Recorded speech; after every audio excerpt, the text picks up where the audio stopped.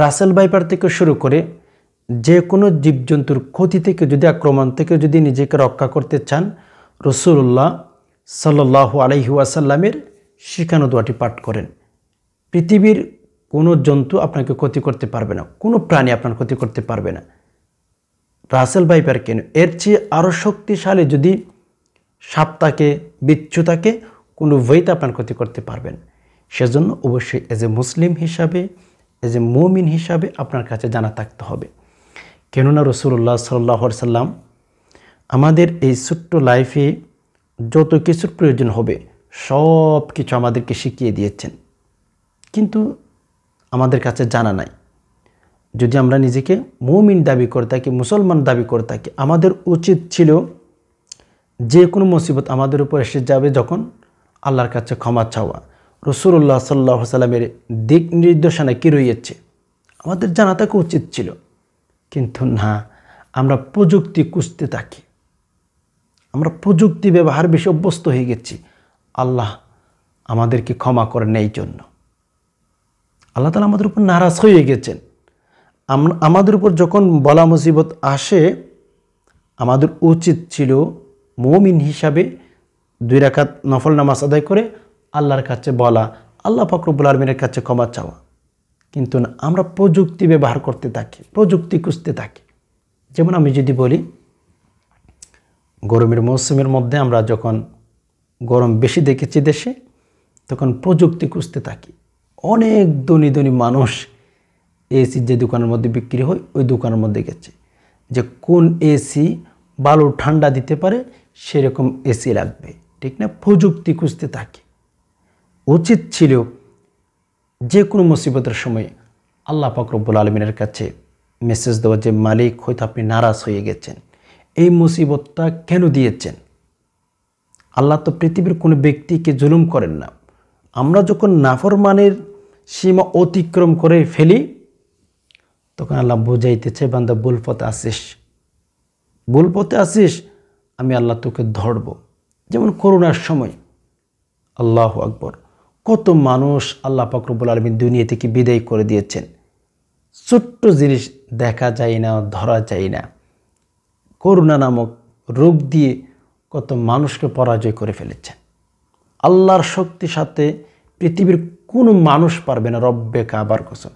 মানুষ কেন, পৃথিবীর মধ্যে যে সমস্ত সৃষ্টি রয়েছে সব সৃষ্টিও যদি চাই কোনোভাবে আল্লাহ তাআলার বিধানের বিপক্ষে চলে যেতে পারে না।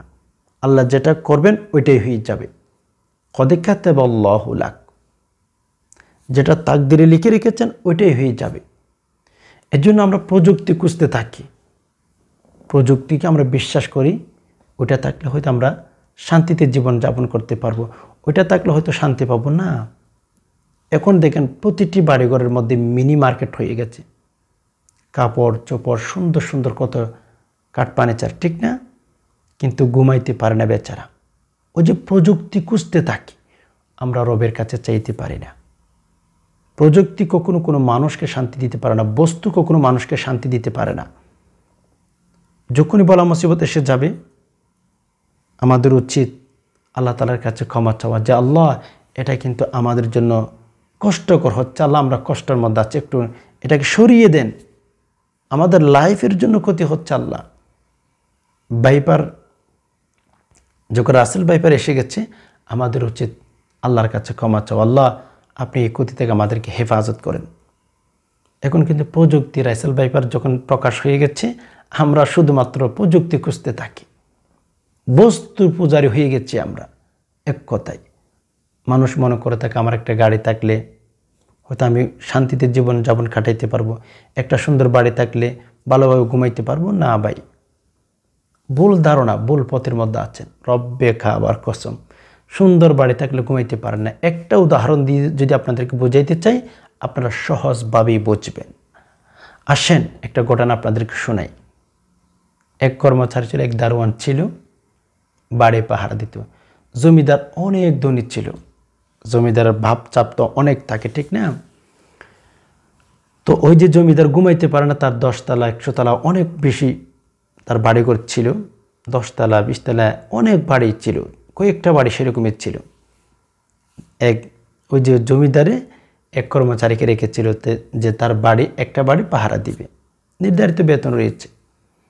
প্রত্যেক দিন রাতে যখন জমিদার আসে বাড়িতে ঢুকে যাওয়ার পরে সারা রাত সিগারেট খেতে থাকে, এই খাত থেকে সেই খেতে থাকে, এদিক সেদিক আসা যাওয়া করতে থাকে, বাড়ির ভেতরে রুমের ভেতরে হাঁটতে থাকে, ঘুমাইতে পারে না, ঘুম আসে না।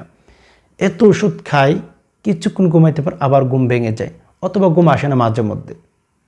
অথচ কয়েকটা বিল্ডিংয়ের মালিক, কোটি কোটি টাকার মালিক, তার ব্যাংকে অনেক টাকা জমা আছে, কিন্তু ঘুমাইতে পারে না। ওই যে জমিদার রুমের ভেতর থেকে দারোয়ানের কী অবস্থা দেখে মাঝে মধ্যে দারোয়ান কি আছে নাকি চলে গেছে,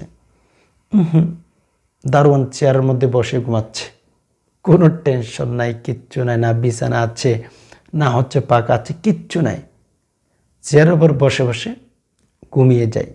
আর মাসের শেষে বেতনও পায়, পাত্তিও পায়। জমিদার দেখে আশ্চর্য হয়ে গেছে, এটা হয়তো হয় কীভাবে? আমার বাড়ি এত সুন্দর, আমার রুমে এত জিনিস আছে, এসি আছে, পাকা আছে, কোনো জিনিসের অভাব নাই, এত জিনিস থাকার পরেও আমি ঘুমাইতে পারি না, আর আমার দারোয়ান প্লাস্টিকের একটা চেয়ার নিয়ে ওখানে বসে বসে ঘুমাচ্ছে, নাক টেনে ঘুমাচ্ছে। আল্লাহু আকবার। জমিদার দেখে জিজ্ঞেস করছিল, আসো এদিকে, তোমার সাথে কিছু কথা আছে। তুই কি ওষুধ খেয়েছিস আমাকে বল, কোন কোম্পানির ওষুধ খেয়েছিস আমাকে বল। বলে, না আমি কোনো ওষুধ খাই নাই, এমনিতে আমার ঘুম আসে, আমি ঘুমাইতে থাকি, আপনার বাড়িও পাহারা দিই, আর হচ্ছে আমার ডিউটি আমি পালন করি। এজন্য এটাও বোঝাইতে চেয়েছিলাম যে আল্লাহ যদি কোনো ব্যক্তিকে মুসিবত দিতে চায় তখন কেউ উদ্ধার করতে পারে না।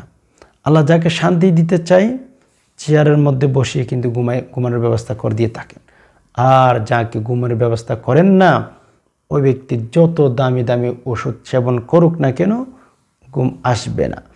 এজন্য আমাদের উচিত ছিল যে পৃথিবীর মধ্যে যখনই কোনো মুসিবত দেখা দিবে, যেমন বর্তমান সময়ের মধ্যে যদি আপনাকে বলি যে রাসেল ভাইপার যে প্রকাশ হয়েছে, অনেক বিষাক্ত প্রাণী, বিজ্ঞান আমাদেরকে যেটা ইনফরমেশন দিয়েছে, তথ্য দিয়েছেন যারা গবেষক রয়েছে, ওই সাপ যখন রাসেল ভাইপার সাপ যখন মানুষের দংশন করে থাকে, কামড় দিয়ে থাকে, তখন 5 থেকে 10 মিনিটের ভেতরে ওই ব্যক্তি ওখানে শেষ হয়ে যায়।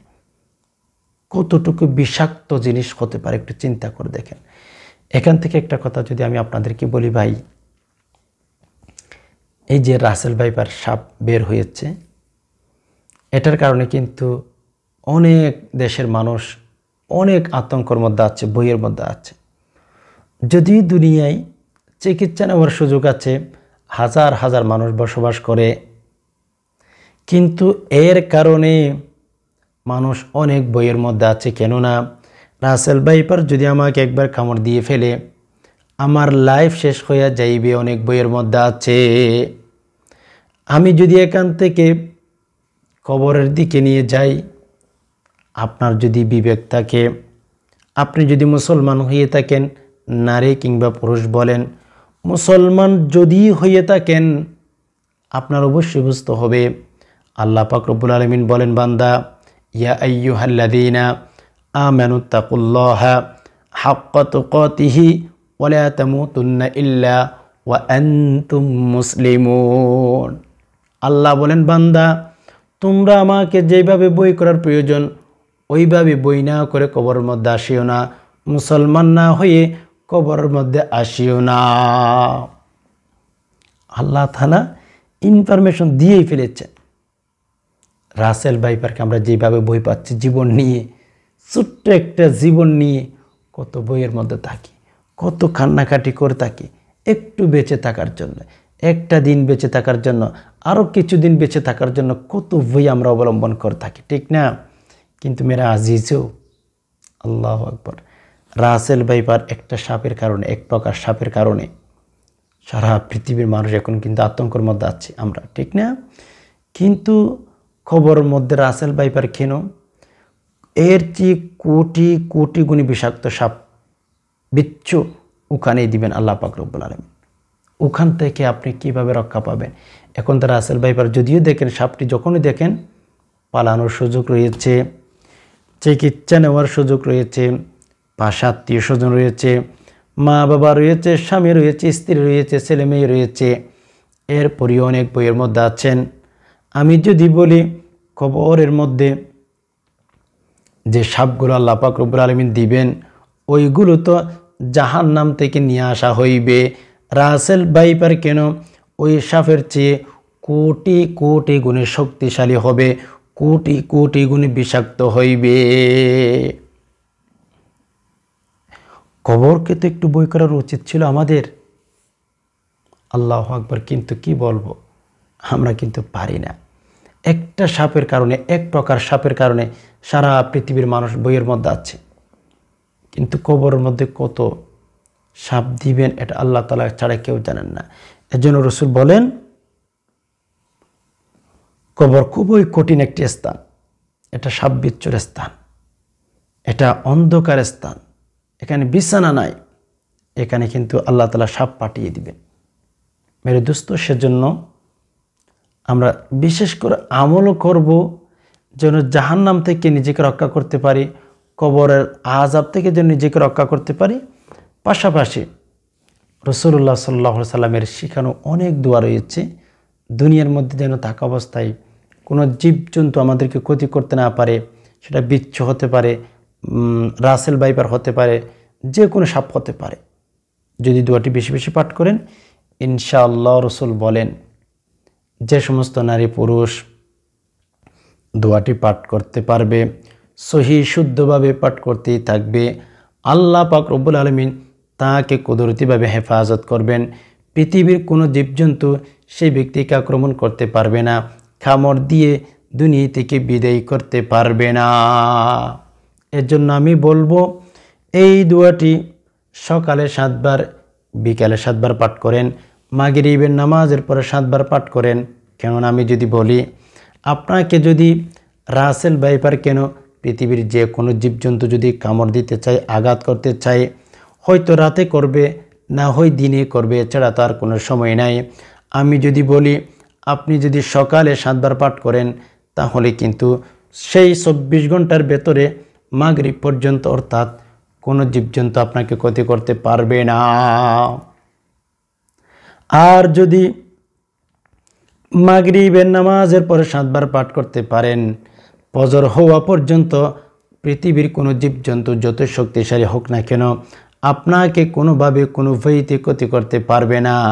আল্লাহ পাক রব্বুল আলামিন কুদরতিভাবে আপনাকে হেফাজত করবেন। এই জন্য দুঃখজনক হলে সত্য, যদি আমরা বস্তু পূজারী হয়ে গেছি, আমরা চিন্তা করি ওই কাপড়টা পরলে আমাকে সুন্দর মানাবে, ওই জিনিসটা থাকলে আমি শান্তিতে থাকতে পারবো।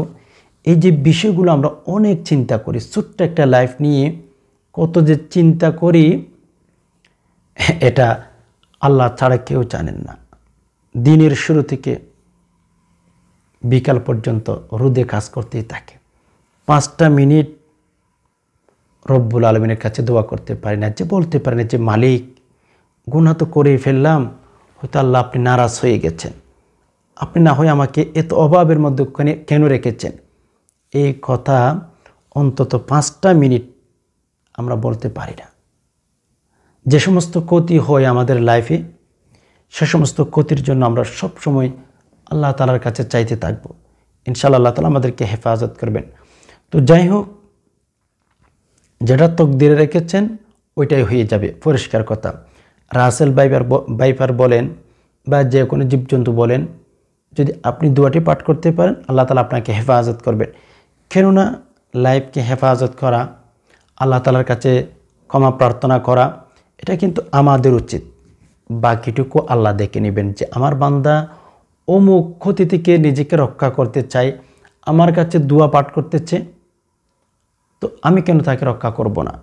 এর জন্য রাসেল ভাইপার কেন যে কোনো সাপ, যে কোনো বিচ্ছুর কামড় থেকে যদি, ক্ষতি থেকে যদি নিজেকে রক্ষা করতে চান, এই দোয়াটি আমার সাথে সাথে 2-1 বার রিপিট করে শিখে নেন। কেননা সম্মানিত দিনী ভাই বোন, আপনি যদি দোয়াটি শিখে রাখতে পারেন, আপনার ছেলে মেয়েকে শিখান, আপনার আত্মীয় স্বজন যারা রয়েছে তাদেরকে শিখান, আপনার মাধ্যমে যদি অন্য কোনো দিনী ভাই বোন রাসূলুল্লাহ সাল্লাল্লাহু আলাইহি ওয়াসাল্লামের দোয়া শিখতে পারে, আল্লাহ তাআলা অবশ্যই আপনার উপর রাজি হয়ে যাবেন। কেননা আল্লাহর কাছেই ক্ষমা চাইলে কোনো ব্যক্তি আল্লাহ অনেক অনেক খুশি হয়ে যান। এজন্য দোয়াটি আমি স্ক্রিন উচ্চারণ দিয়ে দেব, আমার সাথে সাথে 2 একবার রিপিট করেন, ঠিক আছে না?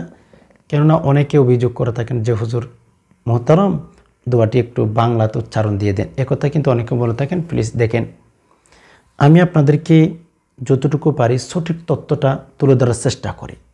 আমার ভিডিও অন্যরকম, ঠিক আছে না? সেজন্য আমি বাংলাতে উচ্চারণ মাঝে মধ্যে দিয়ে থাকি।